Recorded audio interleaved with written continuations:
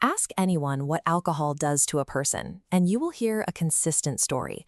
We are taught from a young age that drinking strips away our inhibitions, silences our inner critic, and inevitably leads to regrettable decisions. There is an undeniable biological reality at play here. When we consume alcohol, our sensory motor skills rapidly deteriorate. Motor coordination fails, reaction times drop, and speech slurs. The physical impairment is absolute. But we don't stop at physical impairment. Society has taken that biological fact and extended it, assuming that alcohol also paralyzes our moral compass.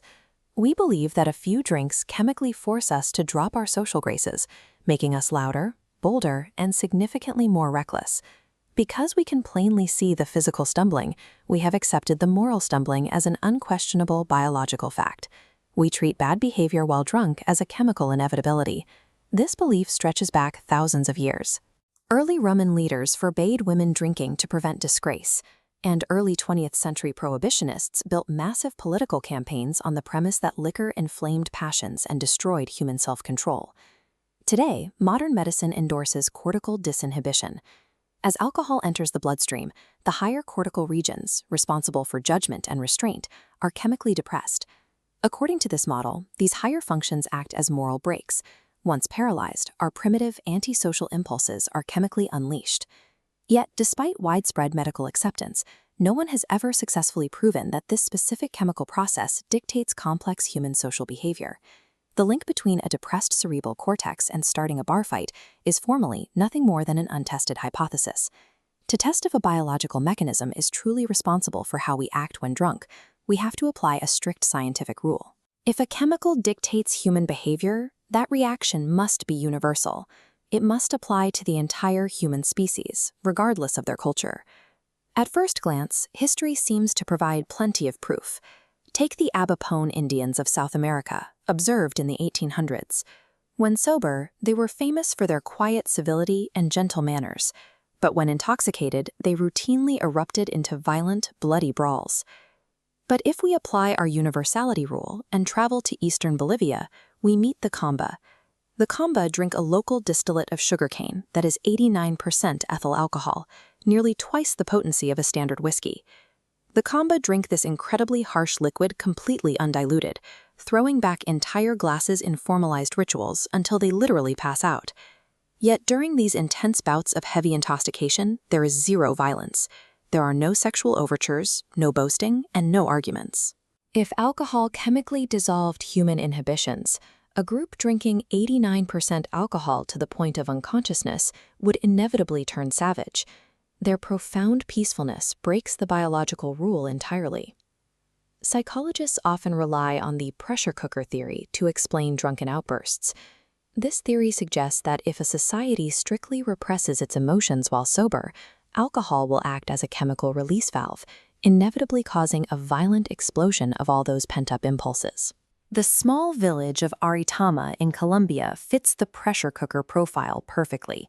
Sober life there is defined by deep hostility, rampant paranoia, and a rigid mask of seriousness. They avoid close relationships and strictly suppress any outward displays of anger. Under the disinhibition theory, giving alcohol to the people of Aritama should trigger a tidal wave of aggression.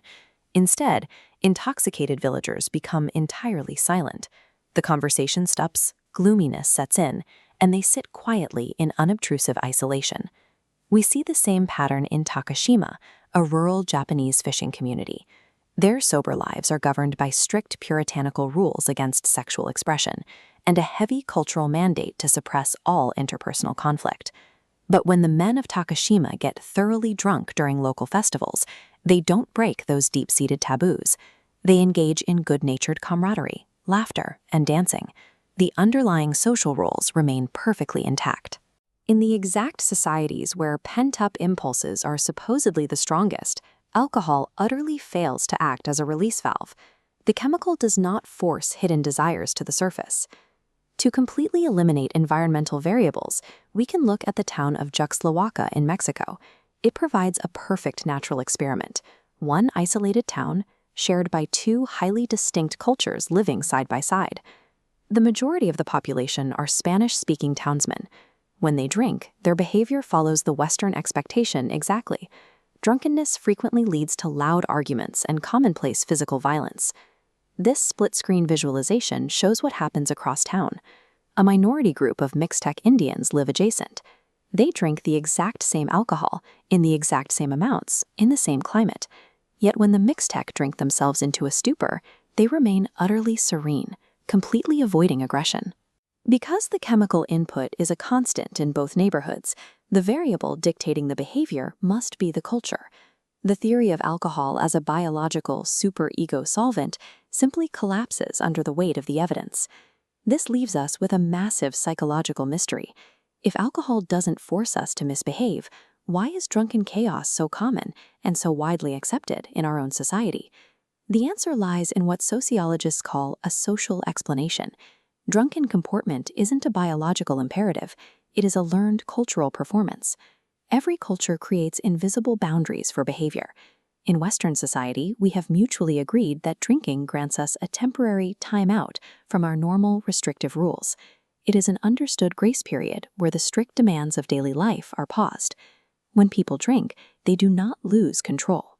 Rather, they subconsciously step into the specific, culturally approved drunk role they have been observing and learning since childhood.